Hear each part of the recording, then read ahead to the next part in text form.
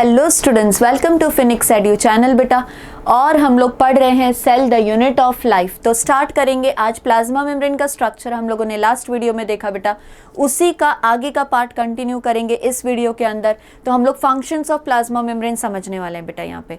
तो functions of plasma membrane के जैसी ही बात आती है बेटा, आप याद करिए हमने स्ट्रक्चर में ये कहा था कि आपका जो प्लाज्मा मेम्ब्रेन है उसके जो लिपिड्स थे दे वर क्वासी फ्लूइड इन नेचर। तो यहाँ पे हम लोग जब प्लाज्मा मेम्ब्रेन के फंक्शन समझेंगे तो उसी पॉइंट को बेटा आगे कंटिन्यू करेंगे हम लोग, ठीक है। तो सबसे पहले तो हमें ये पता है कि हमारा जो प्लाज्मा मेम्ब्रेन है it is fluid in nature. तो वही चीज हम लिख रहे हैं बेटा, plasma membrane as it is fluid in nature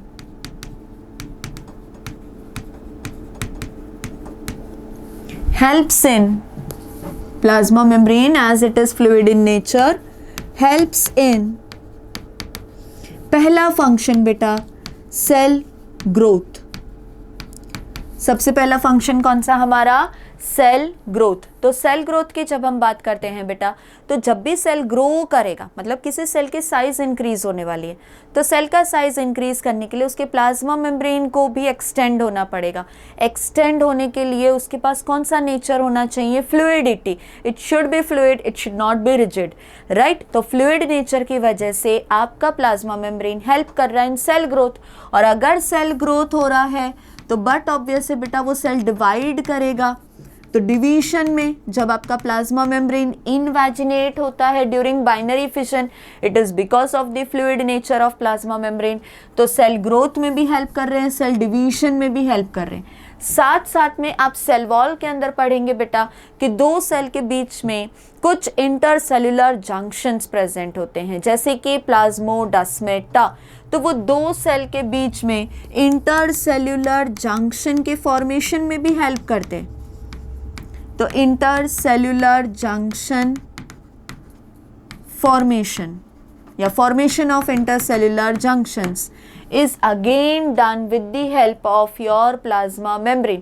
तो किन तीन चीज़ों में अभी तक हेल्प कर दी बेटा, सेल ग्रोथ में हेल्प हो गया, सेल डिवीजन में हेल्प हो गया, इंटरसेल्युलर जंक्शन के फॉर्मेशन में भी हेल्प करेगा, और उसका बहुत इंपॉर्टेंट फंक्शन वो ट्रांसपोर्ट में भी हेल्प करेगा। ट्रांसपोर्ट करने के साथ साथ सिक्रीशन में भी हेल्प करेगा। तो सिक्रीशन में भी हेल्प करेंगे बेटा। तो बहुत सारे फंक्शन हम लिख देंगे एटसेट्रा। तो due to fluid nature of plasma membrane it is going to help in cell growth, then in cell division, फिर किस में हेल्प करेगा बेटा, इंटरसेल्युलर जंक्शन के फॉर्मेशन में, ट्रांसपोर्ट में हेल्प करेगा, प्लस वो क्या करवा रहा है वहाँ पे बेटा, सिक्रीशन। आपको प्रोकैरियोटिक सेल का मिजोजोम तो याद ही है, राइट। तो वो एक प्लाज्मा मेम्ब्रेन का इन्वेजिनेशन था और उसका भी फंक्शन था बेटा सिक्रीशन। तो ऐसे ही पॉइंट्स को रिलेट करते जाएंगे जब भी पढ़ेंगे बेटा। तो आ जाते हैं हम लोग कि ये जो आपने ट्रांसपोर्ट लिखा यहाँ, ये जो आप बेटा ट्रांसपोर्ट की बात कर रहे हैं, जब भी ट्रांसपोर्ट होगा तो आप कभी भी देखना, या तो आप एक एक मॉलिक्यूल को ट्रांसपोर्ट करवा सकते हैं या तो आप बल्क में ट्रांसपोर्ट करवाएंगे। सोचो हम अकेले गए हैं बाइक लेने या एक्टिवा लेने, ठीक है, तो हम अकेले ही ड्राइव करके आ रहे हैं। तो जब आप अकेले उसे ड्राइव करके आ रहे हैं तो एक बाइक का या एक एक्टिवा का जो ट्रांसपोर्ट हुआ वो इंडिविजुअल था, इंडिविजुअल मॉलिक्यूल था। बट मान लीजिए एक बहुत बड़ा ट्रक है और वो बहुत सारी एक्टिवा को एक साथ ट्रांसपोर्ट करवा रहा है, तो वो ट्रांसपोर्ट हो जाता है बल्क। तो दो तरह से ट्रांसपोर्ट हो सकते हैं बेटा, either you are talking about the transport of individual molecule और you are talking about the bulk transport. तो सिंगल मॉलिक्यूल का ट्रांसपोर्ट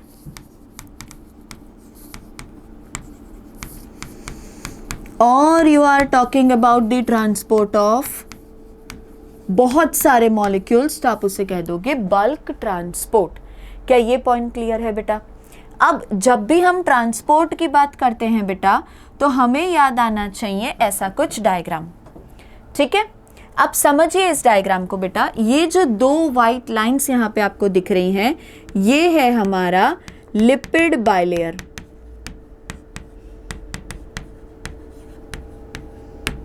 और ये जो येलो कलर के दो राउंड्स आपको दिख रहे हैं वो है आपके मेम्ब्रेन प्रोटीन। तो वो क्या है बेटा, हमारे मेम्ब्रेन प्रोटीन। अब ध्यान देना बेटा, यहाँ पे मैंने कुछ शेप्स बना रखे हैं, ठीक है। सबसे पहले तो यहाँ पे देखो बेटा, ये जो मॉलिक्यूल हमें स्टार शेप का दिख रहा है, इस सरफेस पे मुझे मान लीजिए ये है हमारी एक्सटर्नल सरफेस, अज्यूम कर रहे हैं सिर्फ हम, और ये है हमारी साइटोप्लाज्मिक सरफेस, ठीक है, ये भी हम अज्यूम कर रहे हैं। तो एक्सटर्नल सरफेस पे ये जो स्टार शेप के मॉलिक्यूल दिख रहे हैं हमें, वो ज़्यादा दिख रहे हैं एज कंपेयर्ड टू साइटोप्लाज्म।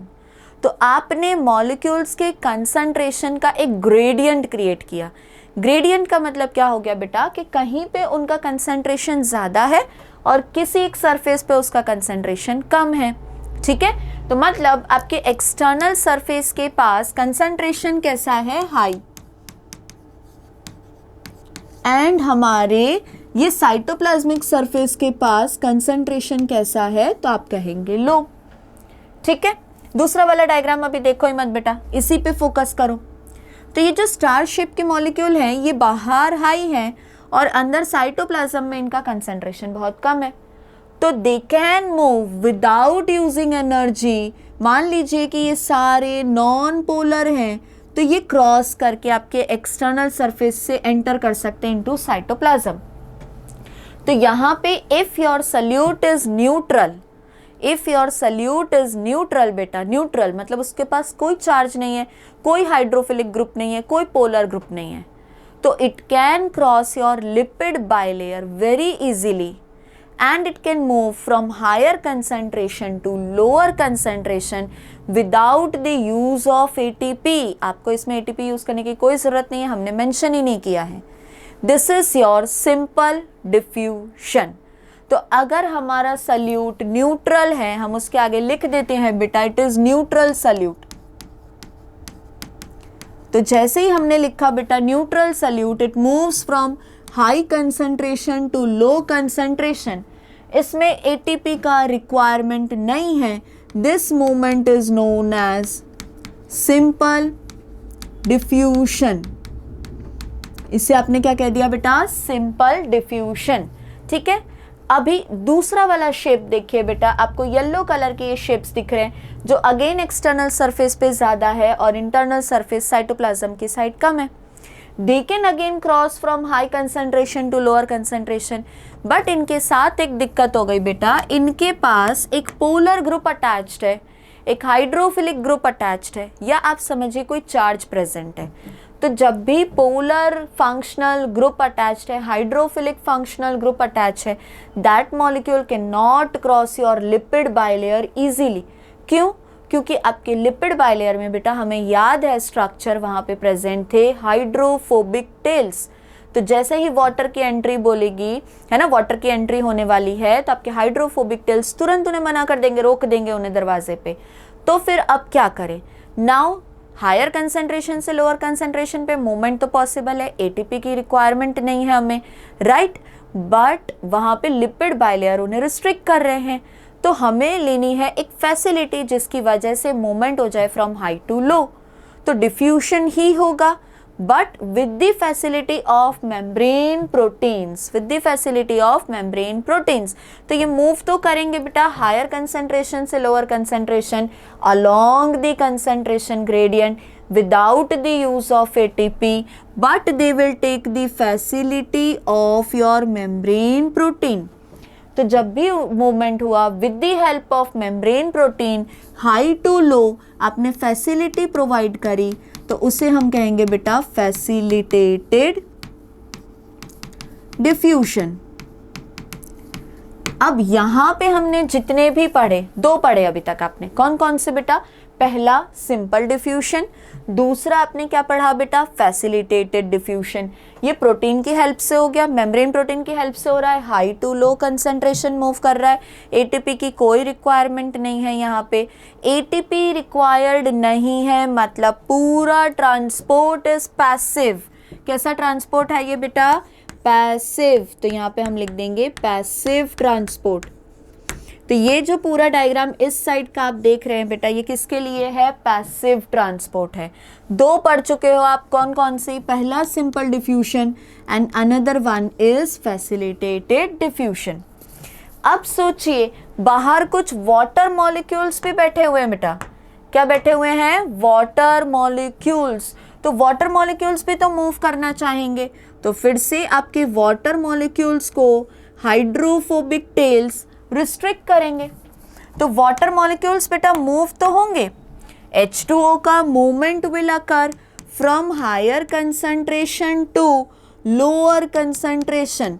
तो सोचो H2O के मॉलिक्यूल्स बाहर ज़्यादा हैं, अंदर की तरफ ये H2O के मॉलिक्यूल्स कम हैं, तो water will move from higher concentration to lower concentration along the concentration gradient, but that special diffusion, that is a special diffusion in which only water molecules will move, your solvent is going to move, and that special diffusion which occurs with the help of membrane proteins through a semi-permeable membrane,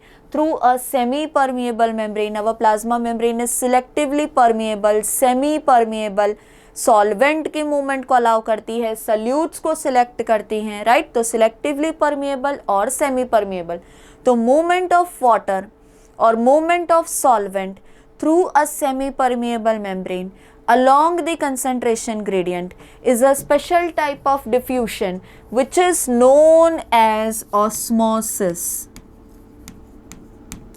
क्या कहते हैं बेटा हम लोग इसे?